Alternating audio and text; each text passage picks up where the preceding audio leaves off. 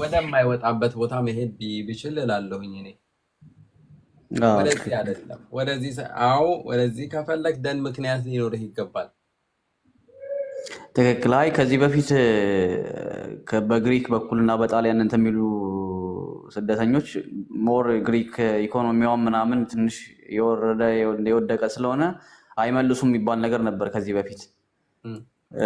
አሁን ግን አይ ቲንክ እንደዛ አይደለም መሰለኝ ያለው ሲቹዌሽን ትንሽ ከሯል እና ያ እኔ አንዳንዶቹ እዛ ወረቀት ይዘው ወደዚህ መጥተው ስራ ይፈልጋሉ።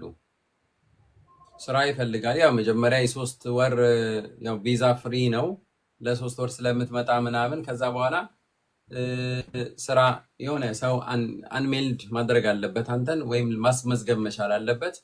የሆነ ቤት እየኖርክ እንደሆነ መዘጋጃ ቤት ማወቅ አለበት።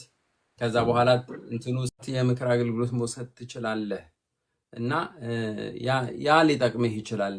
ተጽፎ መቅረብ አለበት። ይሰራል አይሰራም የሚለው እነሱ ናቸው የሚወስኑት። እንደዚህ ጽፈው ሰጥተው የተቀበሏቸው ሰዎች ስላሉ እንደየቡንደስላንዱ ሊለያይ ይችላል፣ ግን የተቀበሏቸው ስላሉ ምናልባት ያንተ ጉዳይ ተቀባይነት ሊያገኝ ይችላል። ወረቀቱ ግን መጻፍ መቻል አለበት። ያጋጠመህን ነገር እነሱ ብለሃል፣ አንተ የምታውቃቸው ሰዎች አሉ እንደዚህ አያስተናግዷቸውም።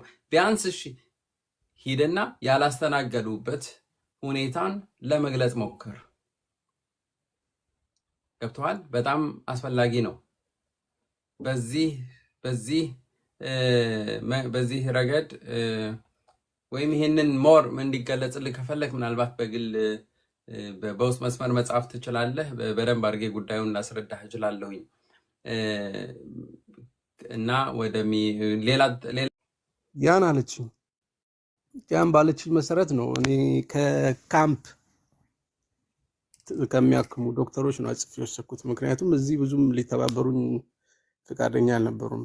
ስትር ካሪታሶች ጋር ማናገሪያቸዋለሁ። ሁለተኛ ደግሞ ያለውበት ታይም ብዙም አልተመቸኝም። በጣም ወደ ጠረፍ ነው ያለሁት እና እንዴት ነው ከዚህ መቀየር የምችለው? ምናልባት ያሉኝን እጄ ላይ ያሉኝን ምክንያቶች አቅርቤ ጠጋ ምልበት ወይ ይኖራል? እንደው መሰጠኝ ክሉ ካለ። ኦኬ በመጀመሪያ ኢንተርቪው ካረክ 2 ወርህ ነው። ኢንተርቪው አድርገሃል። ኢንተርቪው በምታደርግበት ጊዜ ጉዳት የጤና እክል እንዳለ ሁሉም አይተዋል። ስለዚህ